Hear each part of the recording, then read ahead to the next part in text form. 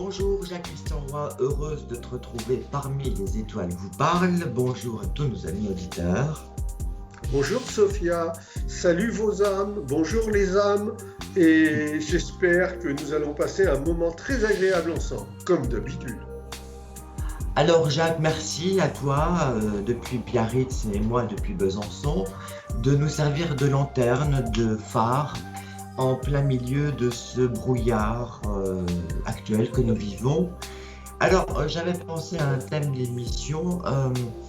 Quelle est la nourriture spirituelle? Qu'est-ce qui fait qu'à un moment donné, on a ce déclenchement qui fait qu'on se dit, tiens, et si je changeais, qu'est-ce que ça pourrait m'apporter de bien? Bon, alors, qu'est-ce qui fait qu'à un moment donné, il y a un changement chez un esprit?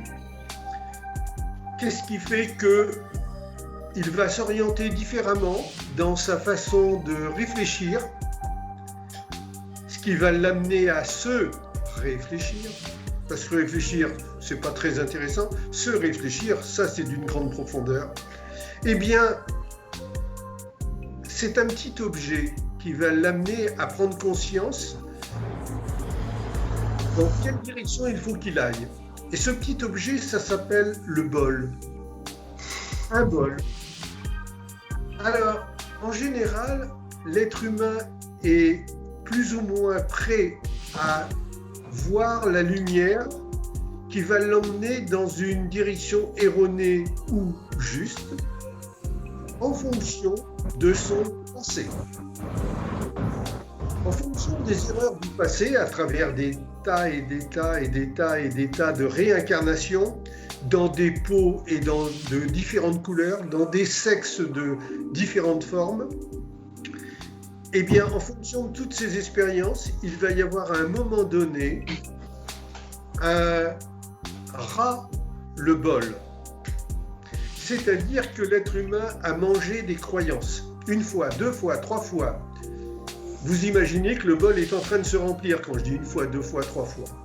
Et à un moment donné, il y en a tellement ras-le-bol de souffrir, de voir que rien ne change, la souffrance est toujours là, que cet être, tout d'un coup, se dit « mais ne serais-je pas dans une illusion ?» Et déjà, à partir du moment où on se pose une question, c'est qu'on commence à avoir un doute. Un doute sur le fait d'avoir été promené, baladé, égaré sciemment, volontairement. Ça rapporte tellement d'argent. Par les faux guides. Alors derrière faux guides, vous mettez ce que vous voulez. Hein. Les faux religieux. Je vous rappelle que les vrais religieux sont en religion. Hein. Ils ont un comportement généreux, de service, d'entraide. Pas de fausse entraide. Ceux qui vivent sur le crochet de ceux qui travaillent, c'est pas de l'entraide. L'entraide, c'est vous travaillez, je travaille aussi. Et tout en travaillant, on va s'entraider à reprendre conscience. Ça, c'est différent. Alors les religieux, qui ne sont pas en religion, nous sommes dans une période à l'heure actuelle où tout le monde est médium, bien sûr. Nous le sommes tous. Mais faut-il être conscient de ce que l'on est? Il y a beaucoup d'êtres qui se pensent être, mais qui ne sont pas du tout médiums. Ils baladent des foules, mais après tout, ils sont là pour éprouver, puisque le faible cherche ni plus ni moins son bourreau. Alors les bourreaux se présentent tout seuls, tout de suite, puisqu'il y a des gens qui sont prêts à demander à être trompés, exploités. Quand vous ne voulez plus de cela, c'est-à-dire quand vous en avez ras-le-bol, eh bien, vous commencez à réfléchir à ce qui est dit, ce que vous entendez d'une personne. Vous vérifiez si ça tient la route. Cherchez, vous trouverez obligatoirement. Le fait de trouver n'est pas réservé qu'à soi-disant une élite. Quand vous cherchez, vous trouvez. Et quand vous avez trouvé, continuez encore à chercher pour vous assurer que vous ne vous êtes pas embarqué dans une illusion. Et plus vous allez chercher, plus vous trouverez, et plus vous allez vibrer différemment. Puisqu'au fur et à mesure qu'on évolue dans nos pensées, nous évoluons dans le cercle de ceux dont on se laisse approcher ou de ceux qu'on approche. Il y a des êtres que l'on ne fréquentera plus. Il y a des êtres que l'on fréquentera. Tout fonctionne ainsi. Ce qui veut dire qu'à un moment donné, après qu'il y ait eu le déclic de la compréhension du ras-le-bol, vous allez donc chercher d'autres lumières. Attention, il est normal qu'il y ait vraie et fausse lumière. Pourquoi ? Mais parce qu'il faut que vous appreniez le discernement. Puisque quand on arrive à avoir la connaissance, on va pouvoir devenir un guide. Le guide, c'est celui que vous avez appelé ermite, soi-disant que le guide il se retire du monde. C'est pas vrai du tout. Le guide ne se retire pas du monde, l'ermite ne se retire pas du monde. Il est dans le monde, mais il ne fait pas partie de ce monde. C'est pas pareil. Et ce guide en question, de par sa vibration, va réveiller en vous une envie de l'écouter de plus en plus, de l'écouter de plus en plus. Et vérifiez toujours qu'il ne vous soumette jamais, qu'il vous éprouve, oui, parce que ça sera le seul moyen que vous montriez patte blanche. Bien sûr.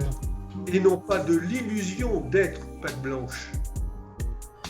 Il y a peu de temps, je parlais à une personne qui, à un moment donné, dans notre conversation, cette personne qui pensait être, qui doit toujours penser être, je lui ai dit, mais ma pauvre, oh là là là là là là, je l'avais blessée. Ah. Non, non, pas du tout. Je ne l'avais pas blessée. Elle s'était blessée toute seule. Explication. Quand je lui ai dit, mais ma pauvre, je parlais à son âme, pas à son ego. Or, c'est son ego qui a entendu. Alors, elle a tout de suite réagi, durement, violemment. J'ai sauté sur l'occasion, immédiatement, en millième de seconde, pour lui dire « Je te demande pardon. Nous n'avons qu'à arrêter tout ce que nous avions prévu de faire ensemble. » Pourquoi ? Ça m'a permis de me débarrasser de cet être qui pensait être et qui était bancal en fin de compte. Être ou ne pas être. Voilà. Ah, elle regroupe des tas de gens autour d'elle. Elle fait des séminaires. Elle prend du pognon à droite, à gauche. Le pognon, c'est de l'argent pour ceux qui ne savent pas ce qu'est le pognon. Mais elle trompe tout le monde.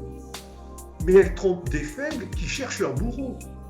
Or, un guide, ce que vous appelez un ermite, je dis le mot ermite, parce que si vous regardez la carte du tarot qui représente l'ermite, c'est quelqu'un qui est prudent parce qu'il tâte le sol avec un bâton avant de poser son pied, donc il est prudent, il fait preuve de discernement, et en plus, il a une lumière dans une main. C'est-à-dire qu'il éclaire le chemin non pas pour lui, mais pour ceux qui doivent le suivre, qui doivent, pas par obligation, qui doivent le suivre s'ils ne veulent pas repartir dans un égarement, dans une ignorance. Dans l'ignorance. Si vous comprenez cela, vous comprendrez tout de suite qu'il y a des êtres qui vont vous attirer. Et si vous vous trompez, c'est pas grave, vous aurez mal au bout des doigts à force de vous faire taper sur les doigts. Et à ce moment-là, vous recommencerez votre chemin. Sur ce, je me permettrai de dire, à bon entendeur, salut. Ça veut dire, à ceux qui entendent ce que je dis, là, salut, ça veut dire sauvez-vous. Sauvez votre âme en choisissant le bon chemin qui va vous faire vous améliorer et avoir un esprit de plus en plus discernant qui va vous amener d'office vers une joie de vivre davantage le fait d'être heureux, entre guillemets, parce qu'on ne peut pas être heureux en permanence, comme le bonheur, c'est des petits moments comme ça. Par contre, vous serez de moins en moins déstabilisé par des petites choses de rien du tout. Bien, Jacques, très très intéressant tout ça. Moi, je trouve que c'est Ça intéressant. va cogiter pas mal dans les ménages, hein, tout ça. Alors, aimez-vous, commencez par vous aimer. Vous ne pouvez pas aimer les autres si vous ne vous aimez pas vous-même. Ça veut dire quoi? Eh bien, ça veut dire que quand on aime tout le monde, ou qu'on se dit aimer les autres, eh bien, cela veut dire qu'envers soi, on a déjà une très grande rigueur de ne pas être un être faible. Je répète, on a une grande rigueur de ne plus être, de ne pas être un être faible, afin de ne pas donner des miettes de faiblesse à autrui en croyant les aimer. Quand on aime, et on n'aime pas un peu, beaucoup. Un tel, ah oui, je l'aime bien celui-ci, et celui, ah je l'aime bien, c'est ma meilleure amie, ou mon... Mais il n'y a pas de degré dans l'amour. On n'a pas à aimer un peu, beaucoup, moyen, ou pas du tout. On aime ou on n'aime pas. Alors plus l'on évolue, plus l'on aime tout le monde. Donc, en conclusion, aimez-vous les uns les autres, mais commencez par vous-même. Sinon, vous êtes dans l'illusion. Voilà. Et dans l'ignorance. L'illusion et l'ignorance. Ouais. Exactement. Exactement. Or, les lois de l'esprit qui ne vous sont pas ensoignées vous a amené à être des ignorants des lois de l'esprit qu'on appelle les lois spirituelles. Vous êtes, pour l'immense majorité sur la Terre, des ignorants des lois spirituelles. Mais il suffit de les apprendre. Pour notre part, Sophia et moi-même, lors de nos conversations, nous vous éclairons sur des lois de notre esprit à tous. Il ne vous reste plus qu'à être des pratiquants, pas des mendiants, hein, des pratiquants. Donc arrêtez de prier, mais pratiquez, parce que prier, quand je vois le résultat qu'il y a sur la Terre à l'heure actuelle depuis des siècles que vous priez, vous devriez normalement vous éveiller tout d'un coup là et dire « Mais ça fait combien de temps qu'on part de travers comme ça? Ça fait combien de temps? Aujourd'hui encore, il y a des tas de gens qui se rassemblent tous les jours pour prier, comme s'ils étaient des mendiants à qui on doit donner. » Alors, je vais terminer en vous rappelant ceci. Dieu ne viendra à vous qu'à partir du moment où vous irez vers Dieu. Ne demandez pas à Dieu de venir vers vous, parce qu'il voit très bien, autrement dit, votre conscience, la fameuse pesée des âmes. Votre conscience sait très bien que vous parlez beaucoup et que vous faites très peu, que vous critiquez à outrance actuellement. Et vous oubliez ceux qui vous ont dirigé pendant 30, 40 ans, voire des siècles, pour le religieux, qui vous ont trompé, volé, escroqué, promené, égaré, qui ne faisaient rien, alors qu'ils auraient dû travailler sur le futur. C'est bien ça, les capitaines. Ils doivent travailler sur le futur, un capitaine de bateau. Ils n'ont rien fait, ils faisaient rien. Et quand un fait quelque chose qui ne vous convient pas, vous lui tombez dessus à tour de bras. Mais c'est nul comme comportement. Alors élevez vos âmes, les amis. Salut vos âmes. Merci Jacques, Christian. Très intéressant, très intéressant. Merci beaucoup, merci à vous de me suivre. Et puis n'hésitez pas à partager, à mettre un petit like. Voilà. Je vous salue, je vous dis à très bientôt. Au revoir les amis.